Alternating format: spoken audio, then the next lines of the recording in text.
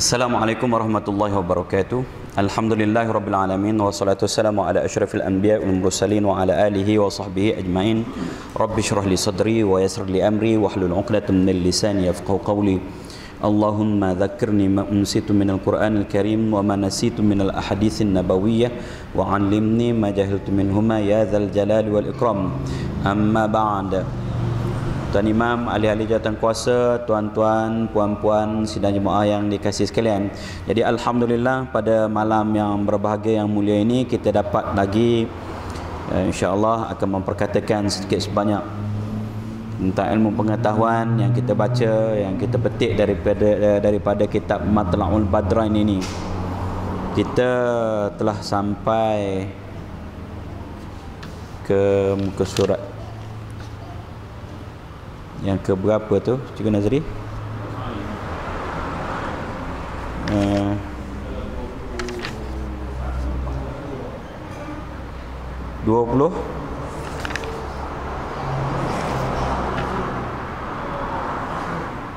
22. Faslun, bermula mandi yang sunat itu amat banyak. Dah, yang situ Ustaz. Baik. Muka surat 22, 1, 2, 3 dari bawah, dari atas. Kita tamat fasal apa? Memperkatakan sunat-sunat mandi. Dan pada malam ini hak mandi sunat pula. Faslun, bermula mandi yang sunat itu amat banyak. Sunat ta'rifnya ialah buat dapat pahala, tinggal tak berdosa. Kedudukannya elok sangat dibuat, eloklah dibuat, ya. Buat dapat pahala, tinggal tak berdosa. Kedudukan elok buat. Itu dia sunat, ya. Sunat mandi ni, dapat pahala mandi ni. Selain daripada kita dapat kebersihan, kita jadi cergas, tubuh badan kita segar bugar, ya, wangi, tak berbau, dan dapat pahala. Ni.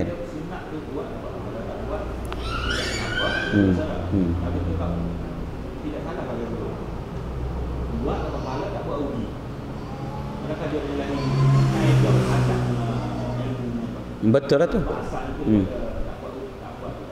Betul lah. Cuma rugi di situ, apakah rugi dengan dosa ataupun rugi dengan tidak berdosa? Maka ta'rif dia itu masih belum dia panggil jami' lagi. Ta'rif bila definisi ni dalam fiqh, dia nak ta'rif yang syamil, sempurna, dan jami', artinya yang meliputi semua sekali. Bila kita sebut gitu, orang tak boleh nak tag dah. Tapi kalau kita kata tak buat rugi, orang boleh tag lagi. Maksudnya masih belum jami', belum betul-betul mengikat. Dia kata rugi itu rugi dengan dosa ataupun rugi kerana tak dapat pahala. Di situ kemungkinan. Jadi kalau kita sebut buat dapat pahala, tinggal tidak berdosa, tu kedudukannya elok buat lengkap. Orang tak boleh nak itu dah. Ini hak penting ta'arif ni, definisi ni. Baik, baik. Dan Allah Subhanahu Wa Taala suka kan orang-orang yang membersihkan diri, menyucikan diri. Innallaha yuhibbut tawwabin wa yuhibbul mutatahhirin. Dalam surah Al-Baqarah, sungguhnya Allah Subhanahu Wa Taala suka orang-orang yang bertaubat dan orang-orang yang membersihkan, mensucikan diri mereka. Jadinya Allah Subhanahu Wa Taala ni Maha suci, dia suka yang suci-suci. Agama kita pun agama suci, dan semua sekali nak kena suci. Yang pertama, suci tubuh badan kita, pakaian kita, tempat kita, dan suci kita daripada hadas, sama ada hadas kecil, hadas besar, daripada segala najis, mughallazah, mutawassitah, mukhaffafah, dan ada yang terpenting lagi, suci daripada sifat syirik dalam hati kita, dan suci daripada sifat-sifat mazmumah. Inilah dia agama yang maha suci. Baik. Setengah daripadanya, maksud daripada nya tu balik pada mana tu? Nya tu balik pada mandi. Kalau bahasa Arabnya hu ataupun ha. Kalau ghuslun hu lah. Wal ha ya dhamirun muttasilun ya'udu ila al-ghusli. Balik kepada mandi. Setengah daripada maksud sebahagian daripadanya, iaitu daripada mandi sunat itu mandi Jumaat bagi orang yang berkehendak hadirkan Jumaat. Baik. Ya, hari Jumaat ni kita disunatkan mandi, ya, kerana Nabi SAW sebut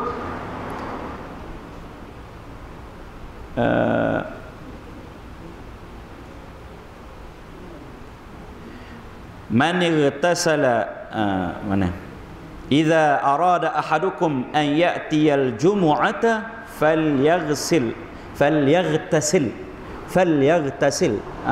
hadis sahih riwayat Imam Bukhari. Sesiapa yang seseorang kamu yang mahu untuk mendatangi Jumaat, sembahyang Jumaat berjemaah bersama-sama, falyaghtasil, maka hendaklah dia mandi. Maka perintah amar ini ataupun dia fi'il mudhari' ini, tapi makna amar maksudnya perintah, hendaklah dia mandi sunat, ya, mandi sunat.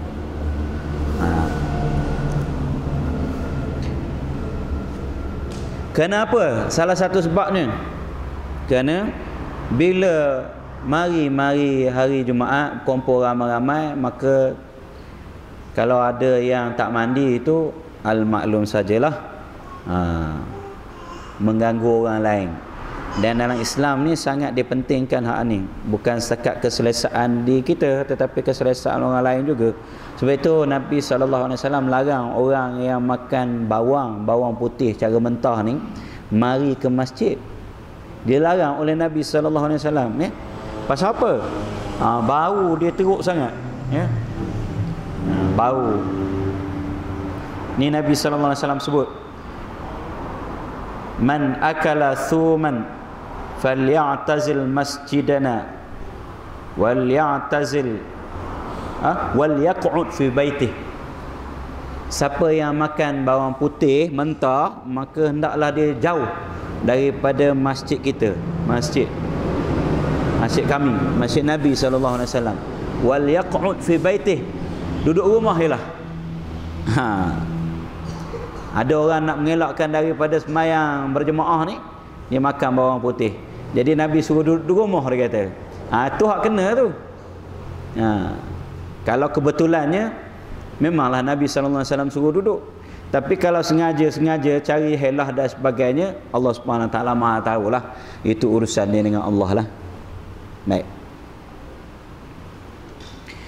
Dan awal masuk waktunya daripada fajar sadiq, ya. Bila kita nak mula mandi sunat Jumaat ni, bila masuk ataupun terbit fajar sadiq, maksudnya apa ni? Masuk waktu subuh. Fajar tu ada dua, satu fajar kadhib, satu fajar sadiq. Fajar sadiq ni maksudnya tak masuk waktu subuh. Bolehlah mandi sunat Jumaat. Berkekalan hingga putus asa ia daripada perbuat Jumaat. Maksudnya sehinggalah dekat sangat nak sembahyang Jumaat. Artinya tak sempat kejar dah. Kalau dia nak pergi sembahyang Jumaat pun tak sempat dah. Itu masuk putus asa. Sampai itulah. Selama mana sempat dengan Jumaat lagi tu, maka sunat dia mandi juga, ya.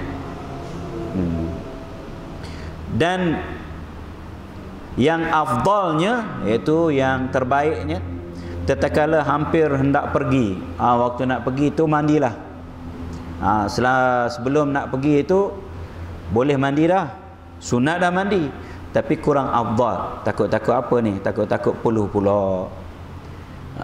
Mandi awal-awal sangat kak. Lambat lagi nak pergi Jumaat tu.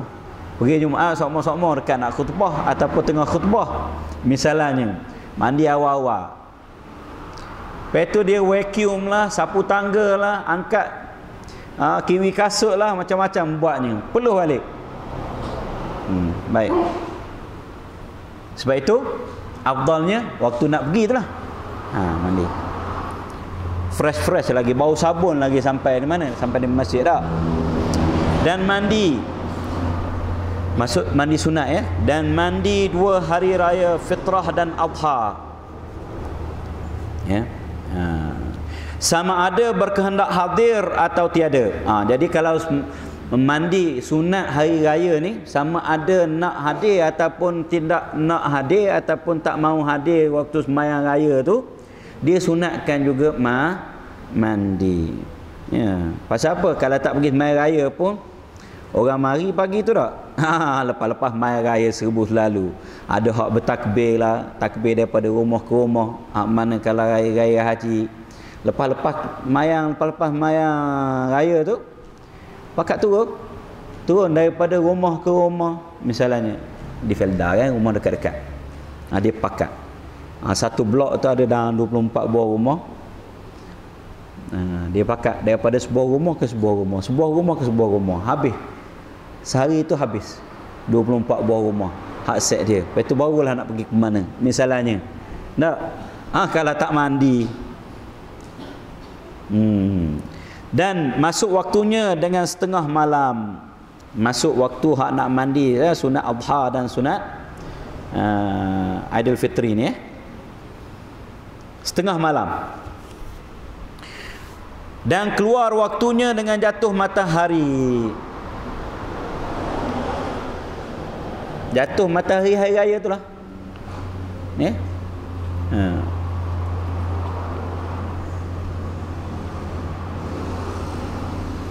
Hari raya pertama tu, 1 Syawal tu, jatuh matahari. Tempat-tempat lain sebenarnya gitu je, 1 Syawal tu hak raya. Kita 2 Syawal, 3 Syawal, sampai 7 Syawal, 30 Syawal pun tak habis lagi.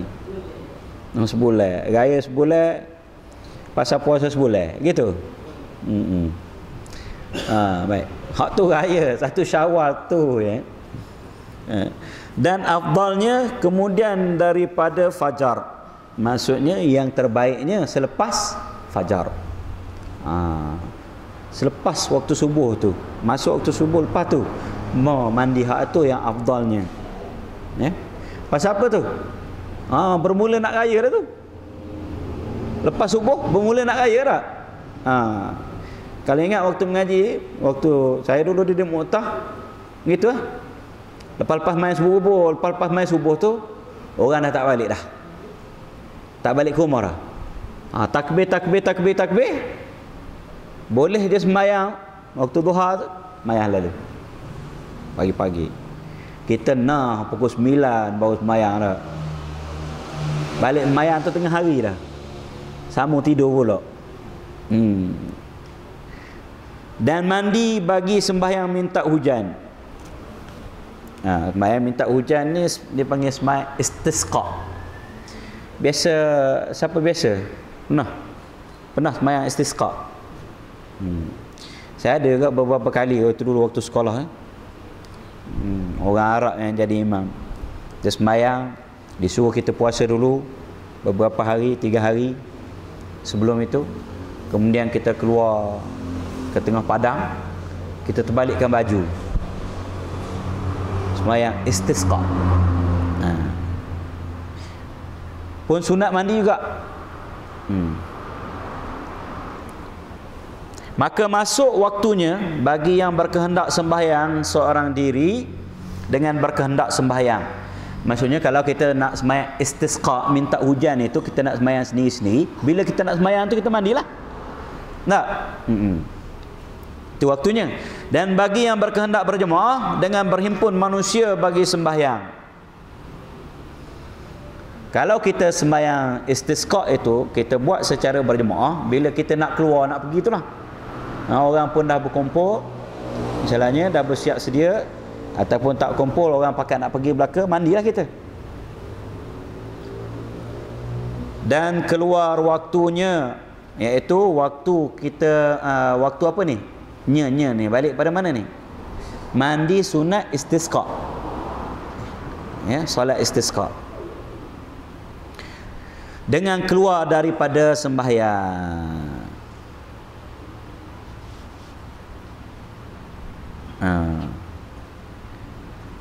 Habis sembahyang, habislah. Dan mandi bagi gerhana matahari dan bulan,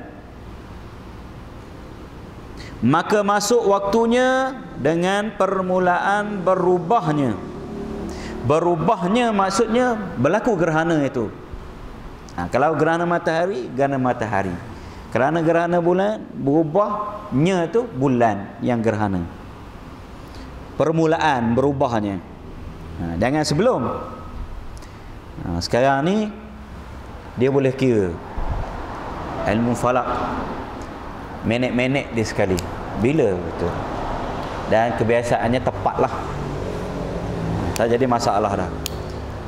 Kita berpandukan kepada kiraan tu je.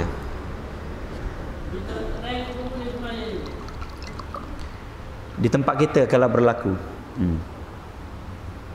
misalnya akan berlaku di besuk, seluruh besuk kita sembahyang, tak semestinya orang yang menyaksikan. Ada berlaku, kita tahu ada berlaku gerhana, maka kita sembahyang.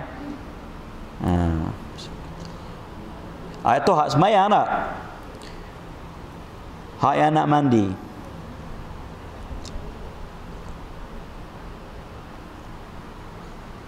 Ni mana?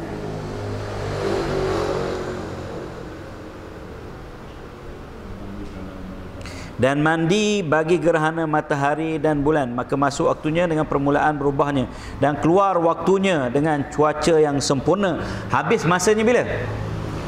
Bila cuaca ataupun bulan atau matahari itu balik seperti sedia kala, habis gerhana. Dan mandi kerana memandikan mayat. Nabi SAW sebut, man ghassala maitan falyaghtasil. Riwayat Ahmad dan Imam Tirmizi. Imam Ahmad dan Imam At-Tirmizi. Siapa yang memandikan mayat, maka hendaklah dia mandi.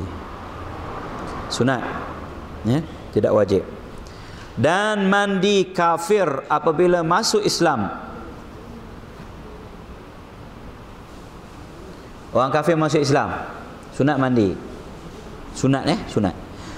Jika tiada berjunub, ia di dalam kafirnya, atau tiada haid dan tiada nifas dan tiada wiladah. Kalau tak ada junub, haid, nifas dan wiladah, sunat.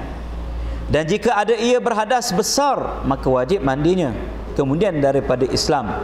Artinya kalau dia ada hadas besar yang disebut tadi, junub, haid, nifas dan wiladah. Wiladah ni melahirkan, maka wajib dia mandi. Wajib dia mandi. Kalau tak berjunub, maka tak wajib. Tak berhadas besar lah, tak berhadas besar, maka tidak wajib.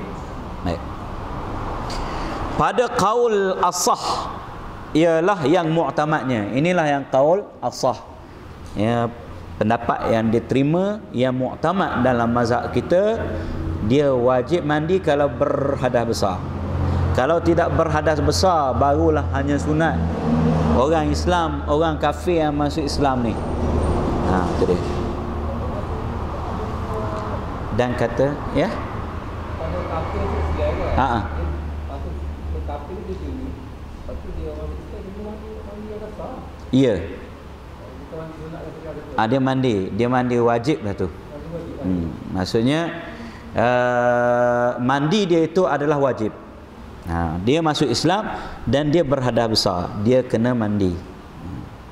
Mandi itu adalah mandi wajib. Dan kata qil,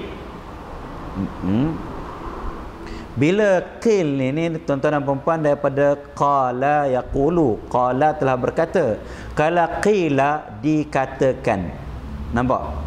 Kalau qala mesti ada hak jelas, orang yang berkata tu. Qala, dia berkata, mesti jelas. Anda nampak orang yang berkata tu.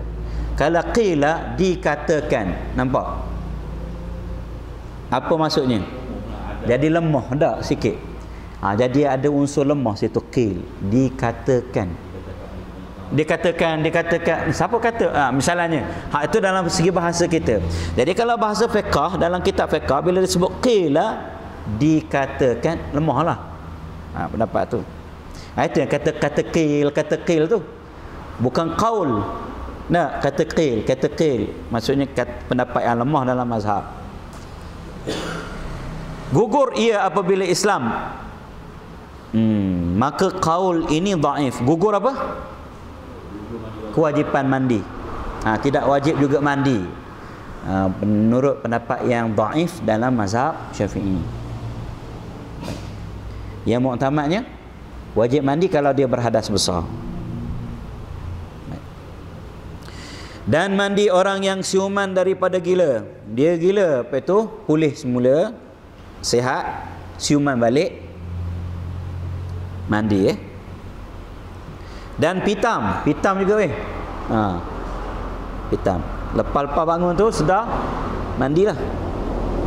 Jika tiada berjunub dan jika ada ia, maka wajib mandinya. Kalau berjunub, waktu dia gila tu dia berjunub, berhadas besar, wajiblah mandi. Tapi kalau dia tidak berjunub, maka sunat. Dan mandi tatkala berkehendak ihram haji. Ihram haji kita pakai ihram tu. Atau umrah, ataupun ihram umrah, atau keduanya. Umrah, haji dan umrah sekali. Atau ihram mutlak. Maka masuk waktunya tatkala berkehendak ihram. Bila kita nak mandi, disunat mandi ni, mandi ihram ni, bila kita nak pakai ihram tu lah kita mandi. Sebab itu kalau di Tan'im tu banyak bilik airnya. Kita keluar situ, kita nak pakai ihram, kita mandi dulu, mandi baru pakai. Dan keluar waktunya dengan memperbuat ihram. Habis waktu bila sunat mandi ni? Bila dah pakai ihram, habislah masanya. Dia sebelum pakai ihram. Bila nak pakai ihram, itu waktu disunatkan mandi. Dan tiada farq maksud beza. Dan tiada farq pada mandi antara yang baligh dan lainnya. Tak ada beza Dan laki-laki dan perempuan. Dan sahaya ni hamba. Sahaya orang hamba orang. Dan yang merdeka, dan yang gila, dan yang berakal, dan yang suci, dan yang haid, dan yang nifas. Maksud tak ada beza mandi tu. Mandi sunat tu. Maka jika tiada dapat yang berkehendak ihram akan air, tayammum ia. Orang nak berihram ni, nak pakai ihram, dia tak ada air. Pada dia tetap juga hukumnya sunat mandi. Macam nak buat macam mana? Dia bertayammum. Tayammum menggantikan apa? Menggantikan sunat mandi. Maka dia niat, ni dia cerita ni. Artinya orang yang nak berihram ni tadi tapi tak ada air, tak boleh nak mandi. Macam mana niat dia? Maka dia niat akan tayammum ganti daripada mandi sunat ihram.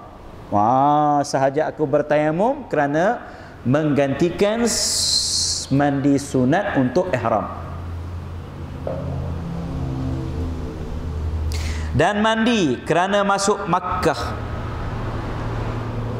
bagi orang yang ihram.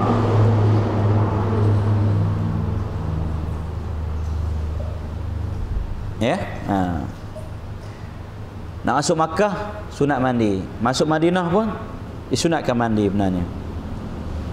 Dan bagi yang halal, halal ni lawan pada muhrim. Muhrim ni ialah orang yang berihram. Bila orang yang berihram ada tegahan-tegahan, larangan-larangan yang tidak boleh dia buat waktu berihram itu. Kalau buat juga nanti kena denda, kena bayar dam. Maka dia muhrim, dia panggil muhrim. Orang yang halal ni orang yang tidak berihram lah.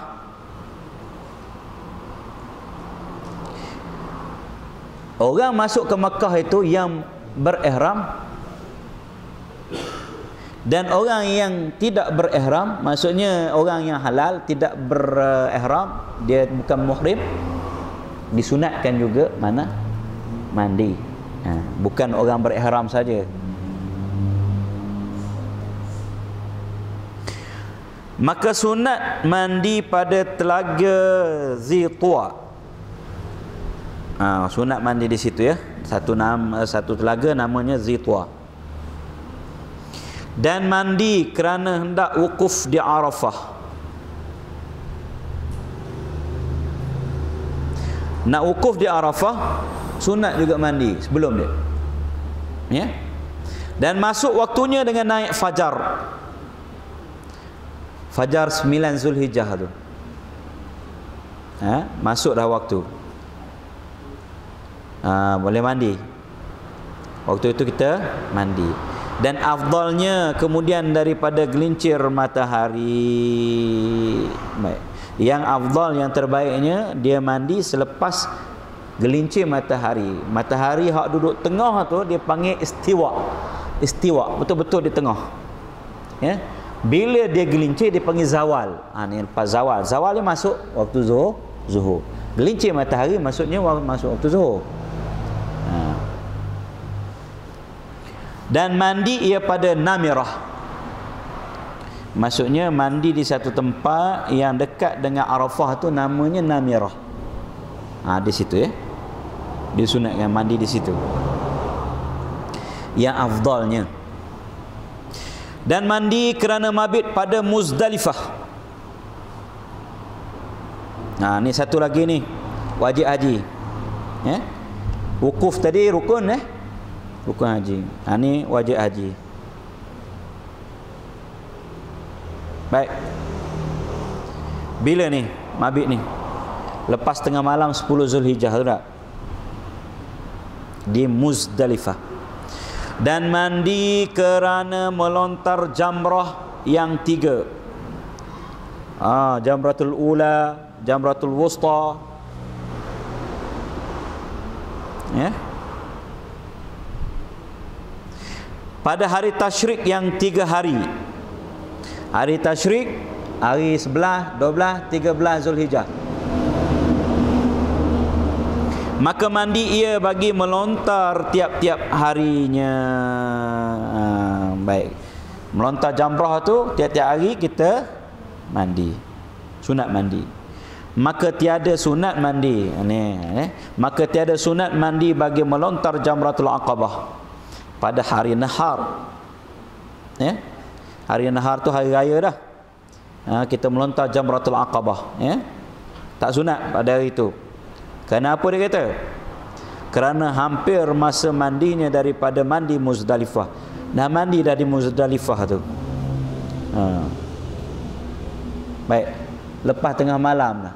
Lepas tengah malam 10 Zulhijjah tu dah. Dah mandi dah situ. Ya. Dah mandi dah. Mabit tu pas tengah malam. Dah mandi dah sebelumnya. Maka tidak disunatkan mandi untuk melontar jamratul aqabah kerana dekat sangat masanya dengan mandi di Muzdalifah. Wallahu a'lam bissawab. Habis kita memperkatakan tentang faslun, mandi yang sunat. Baik. Wallahu a'lam.